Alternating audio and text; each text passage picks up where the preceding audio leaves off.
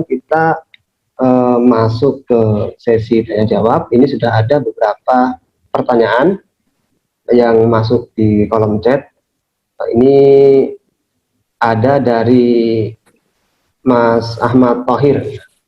Beliau bertanya untuk Bang Arif sebagai penulis ya. Ini pertanyaannya untuk Bang Arif. Bagaimana agenda penataan kelembagaan penyelenggara pemilu yang lebih menjamin diterapkannya nilai-nilai spiritual? Terus untuk Bang Rifki, bagaimana komitmen Komisi 2 untuk penguatan DKPP sebagai penjaga etika penyelenggara pemilu, terutama dalam hal politik anggaran? Kemudian pertanyaan selanjutnya ada dari Mas Ahmad.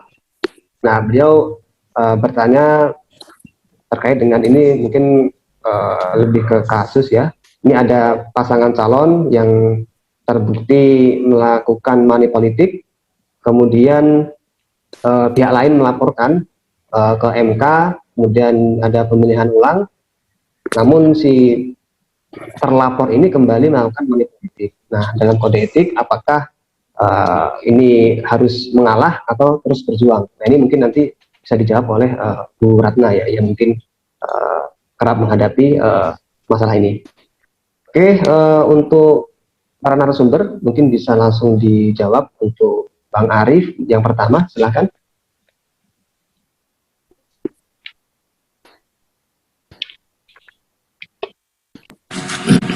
Baik, terima kasih Pak Nasir. Tadi ada satu pertanyaan ke saya. Namun sebelumnya mohon izin saya akan sampaikan slide ini untuk memudahkan sama-sama membaca atau sama-sama menyamakan pola pikir dalam buku ini.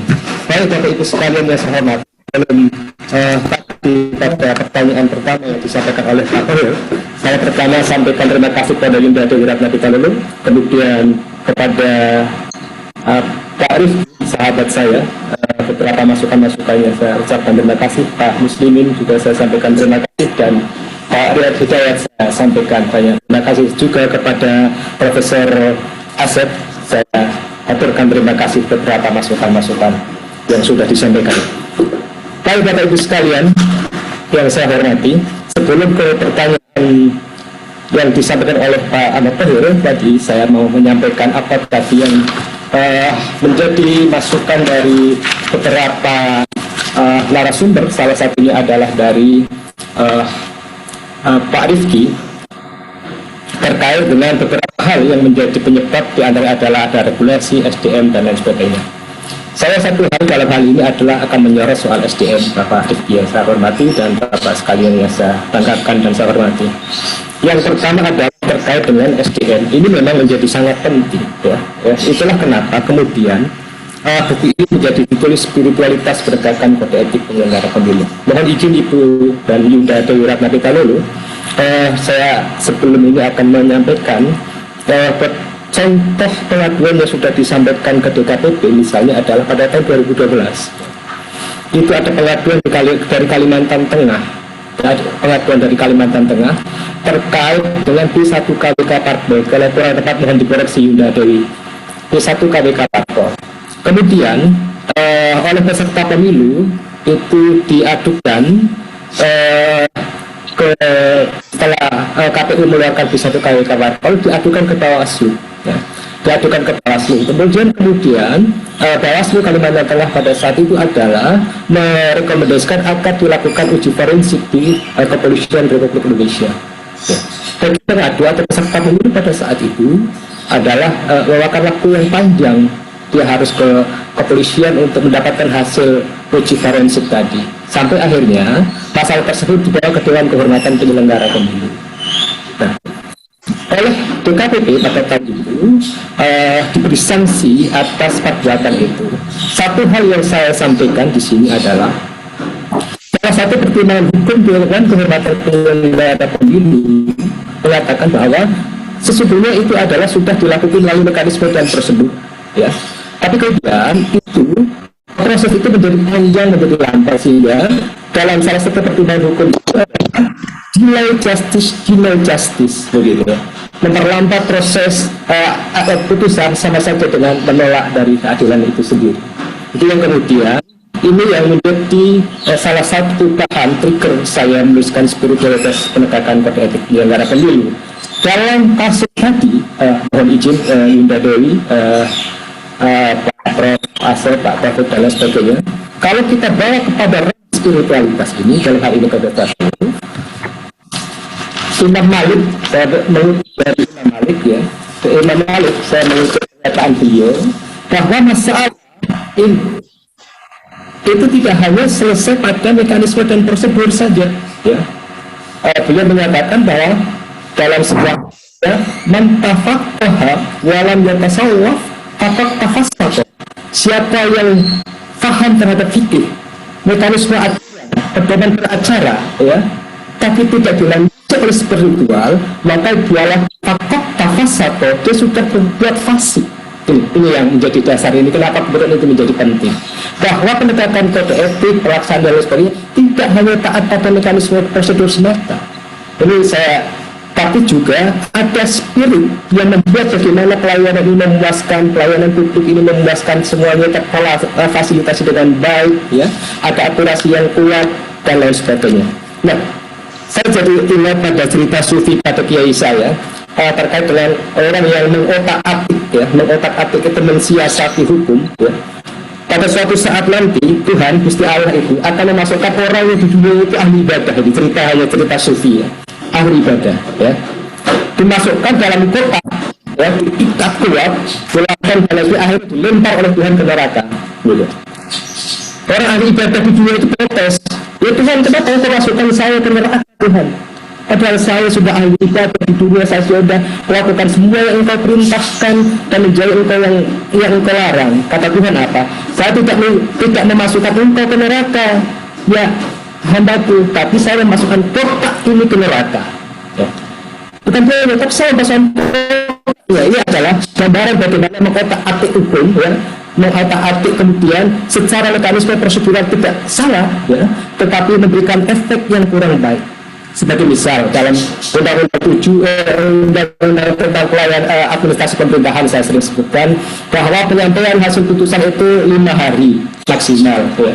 Nah, bisa saja secara administratif tidak disalahkan jika dia hanya pada last minute.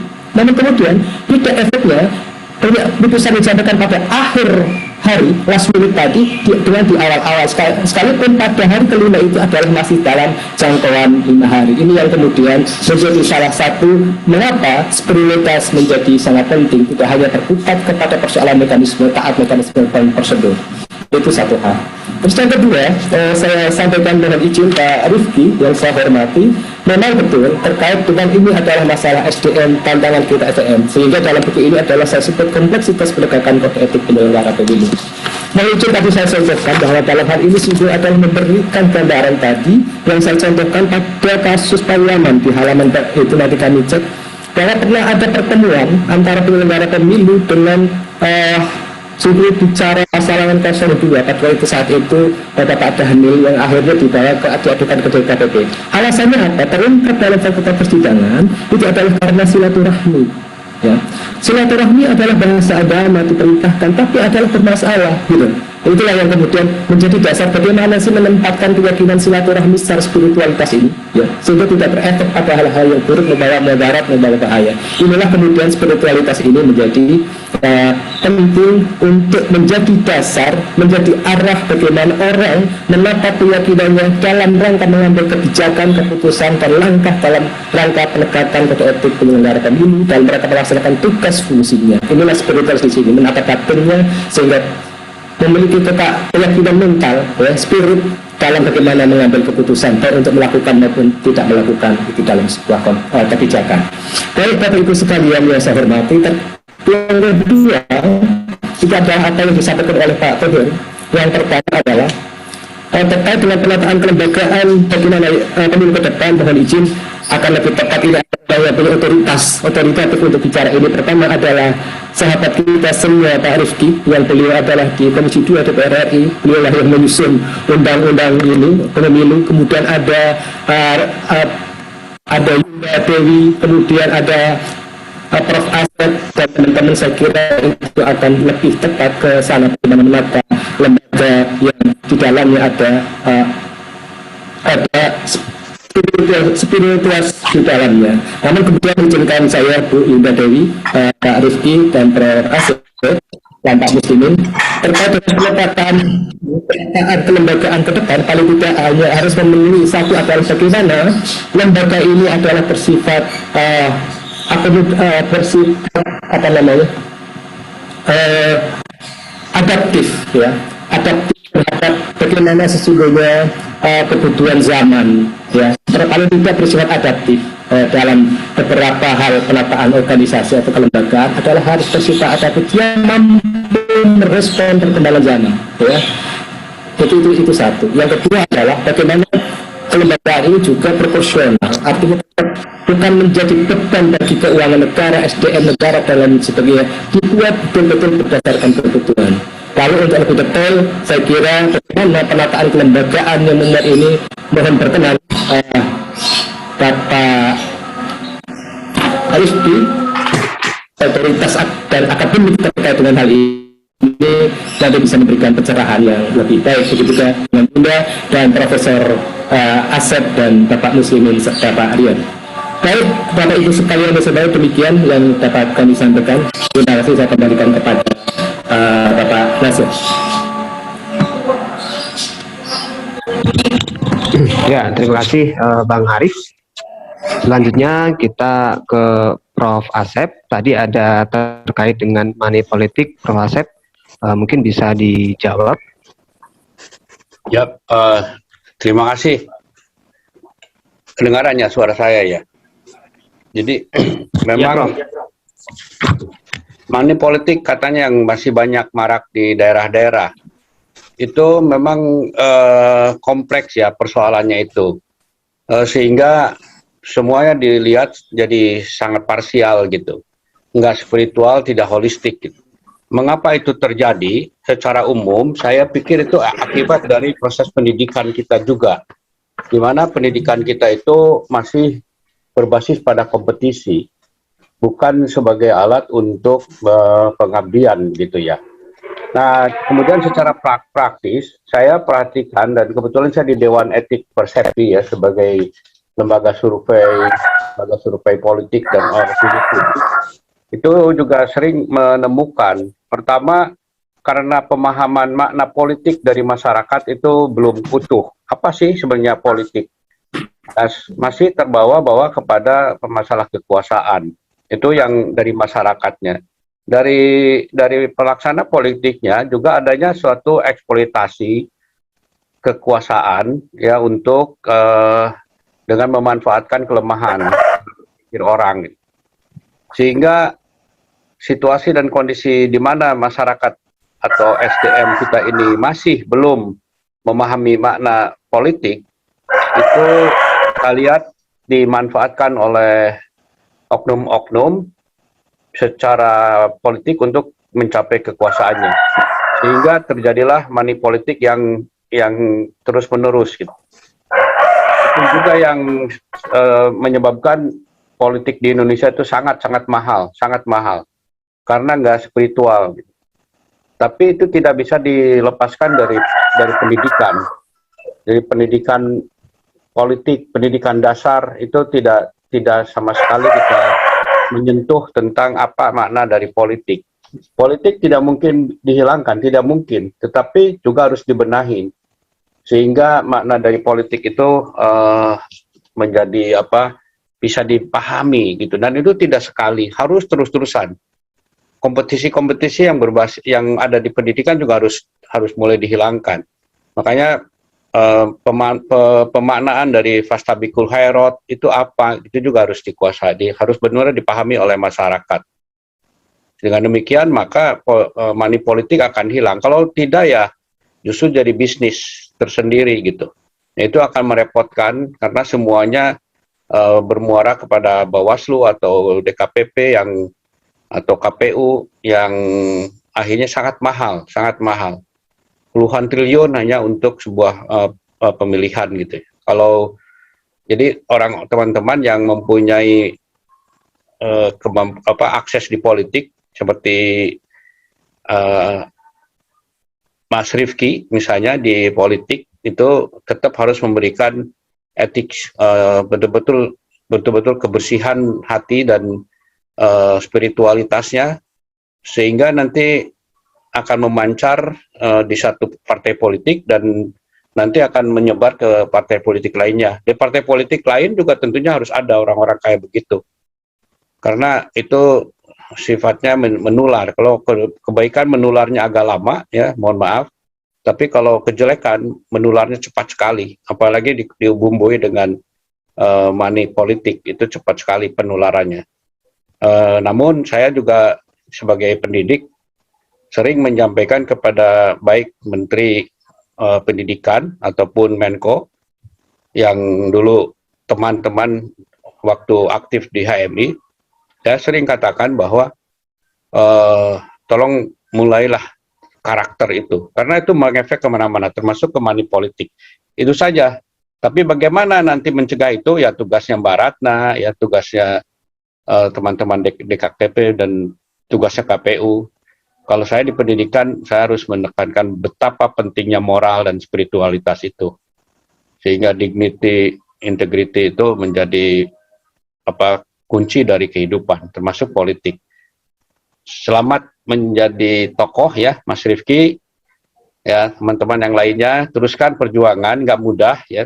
Tapi Mas Arief juga bukunya sebarin, kode etik yang diturunkan dalam buku itu juga ya, silahkan Ibu Ratna mengambilnya secara lebih operasional.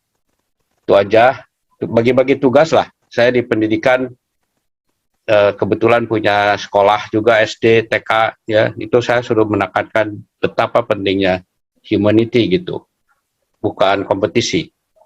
Ya, jadi spiritual itu bukan kompetitif, spiritual itu kreatif, kooperatif gitu.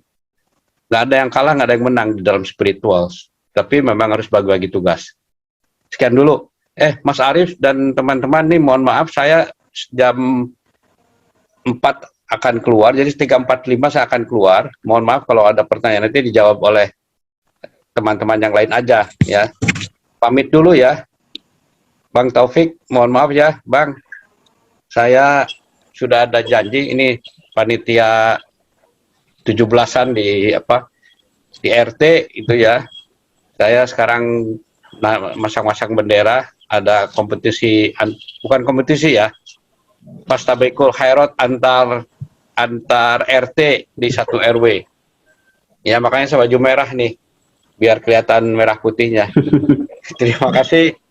Sekian dulu. Sukses ya Mas Arief, Mas Rifki, Mbak Ratna, Muhammad siapa tadi, Tanja, dan Mukhtar Nasir, serta Bang Taufik. Terima kasih Bang sudah mengundang. Assalamualaikum warahmatullahi wabarakatuh. Waalaikumsalam warahmatullahi wabarakatuh. Mungkin Prof sebelum undur diri bisa menyampaikan closing statement dulu, Prof. Oh, dadakan. Jadi gini, closing statementnya bahwa arahkan semuanya ke spiritual politics, ya. Apa makna dari spiritual politics? Yaitu untuk mencari kebenaran. Dan peranan teman-teman yang ada di Bawaslu dan DKPP itu betul kata Mas Rifki, bebaskan dari kepentingan ekonomi sekalipun. Selain kepentingan politik, bebaskan dari kepentingan ekonomi. Nah, untuk itu negara memang harus menjaga agar teman-teman yang di Bawaslu atau DKPP itu jangan ada economical dependency. Begitu ada ketergantungan ekonomi, selesai semua, bisa dimainkan. Tapi saya yakin lah Mbak Ratna ya, Mas Arief ya, punya dedikasi lah. Kita kalau saya lihat gaya bahasanya sepertinya insan cita semua itu. Pegang itu insan cita dan kita yakin bahwa usaha kita sampai. Sekian dulu, terima kasih. Assalamualaikum warahmatullahi wabarakatuh. Waalaikumsalam warahmatullahi wabarakatuh. Terima kasih Prof. Asep Saifuddin, Selanjutnya kita ke Bang Rifki. Tadi ada pertanyaan dari salah satu peserta, komitmen dari Komisi 2, Bang Rifki, terkait dengan DKPP. Silakan Bang Rifki. Iya, kami barusan membahas pagu anggaran RAPBN tahun 2022 ya dengan seluruh mitra kerja, termasuk Sekretariat Jenderal DKPP. Memang pasca COVID-19 yang ditandai dengan hadirnya Perpu nomor 1 tahun 2020 yang kami setujui menjadi Undang-Undang nomor 1 tahun 2020, refocusing dan realokasi anggaran itu sesuatu yang tidak terelakkan. Kalau sampai sekarang saja saya tanya mitra-mitra kerja itu di eksekutif rata-rata sudah di refocusing keempat tahun 2021 ini. Nanti jelang refocusing kelima. Itu Bawaslu itu termasuk yang cukup parah mendapatkan refocusing, termasuk KPU dan seterusnya. Nah, karena itu dalam rangka menjalankan fungsi budgeting bersama dengan pemerintah, DPR RI tentu harus membuat skala prioritas. Dalam konteks kepemiluan, skala prioritas yang kami letakkan itu adalah bagaimana memastikan seluruh agenda tahapan pemilu dan pemilihan di tahun 2024 itu berjalan dengan baik. Nah, hal-hal yang di luar itu, ya, mohon maaf, misalnya terkait dengan pembangunan gedung, penambahan fasilitas, peningkatan honorarium, dan seterusnya, itu menjadi isu yang tidak menjadi isu prioritas. Karena uangnya nggak ada. Kita punya APBN 2.600-an triliun, hampir 1.000 triliunnya untuk penanganan COVID. Dan ini bukan hanya soal DKPP, ini soal semua, di semua kementerian lembaga mengalami hal yang sama. Jadi kalau alat ukur komitmen DPR RI terhadap DKPP itu adalah besar kecilnya anggaran, maka di tengah situasi seperti ini, kita sulit kemudian menggunakan alat ukur yang ideal. Karena itulah kondisi yang ada pada kita. Tapi bahwa kami memastikan peran DKPP tetap maksimal, seluruh kebutuhan DKPP untuk memastikan seluruh tahapan itu berjalan dengan baik, agar nilai-nilai etik itu terjaga, yes. Yang kedua, yang juga menjadi concern kami terkait DKPP, itu adalah soal kepegawaian. Karena di DKPP ini banyak sekali pegawai non-ASN. Sementara dalam undang-undang ASN kita, itu sudah ditegaskan bahwa nggak boleh lagi ada honorarium. Nah, perbedaan antara ketentuan dalam undang-undang ASN dengan kebutuhan pada level implementatif ini juga sekarang sedang jadi concern Komisi 2. Saya kira itu ya, sekaligus mungkin saya closing statement saja karena ini cuma satu pertanyaan bagi saya. Saya ucapkan terima kasih kepada seluruhnya, terutama kepada Bang Arief yang sudah mengundang kita semua bersilaturahmi secara virtual. Mudah-mudahan suatu hari kita bisa silaturahmi secara fisik. Dan khusus pada Ayahanda Taufik Effendi, sekali lagi terima kasih bisa bertemu di sini. Mudah-mudahan Ulun bisa bertemu Pian dalam waktu yang kadalawas lagi. Sehat-sehat semua. Dan yang paling penting adalah tugas kita untuk menjaga etika, ya, termasuk kode etik yang sudah disusun dalam konteks penyelenggaraan pemilu itu adalah tugas yang tidak akan pernah selesai.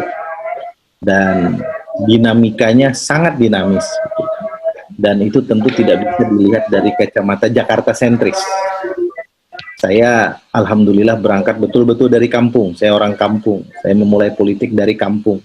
Yang sekarang menjadi anggota DPR RI di Jakarta. Kerap kali memang dinamika politik di kampung itu berbeda dengan apa yang dilihat di Jakarta. Karena itu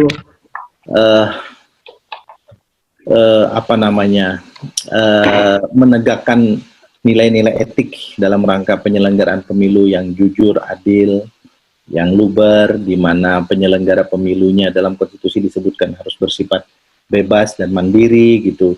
Itu adalah sesuatu yang sungguh-sungguh tidak mudah, tetapi bukan berarti kita pesimis, kita harus terus berikhtiar, dan karena itu mudah-mudahan kita semua, penyelenggara, kami sebagai pelaku politik, sebagai peserta pemilu, baik partai politik maupun perseorangan, interest groups yang lain, dan seterusnya itu bisa sama-sama menjaga netralitas ini. Walaupun saya sudah katakan beberapa kali tadi, dari hulunya sebetulnya barang ini udah nggak netral sebagian besar. Sehingga mengharapkan netralitas dalam proses dan output serta outcome-nya adalah sesuatu yang agak sulit sebetulnya. Apakah itu semua terlapor ke DKPP? Jawabannya tidak, karena banyak juga yang tahu sama tahu di bawah ini. Tetapi saya ingin pastikan bahwa kerangka regulatif itu semakin ke sini kita buat semakin ketat, agar paling tidak pemilu yang jujur dan adil itu mendekati tujuan asalnya. Karena kalau dengan segala aturan main yang ketat, yang benar, yang tidak abu-abu, itu insya Allah itu akan mengurangi keinginan-keinginan untuk melakukan abuse dalam penyelenggaraan pemilu. Sekali lagi terima kasih. Billahi taufiq wal hidayah. Assalamualaikum warahmatullahi wabarakatuh. Sampai jumpa semua. Waalaikumsalam warahmatullahi wabarakatuh. Waalaikumsalam warahmatullahi.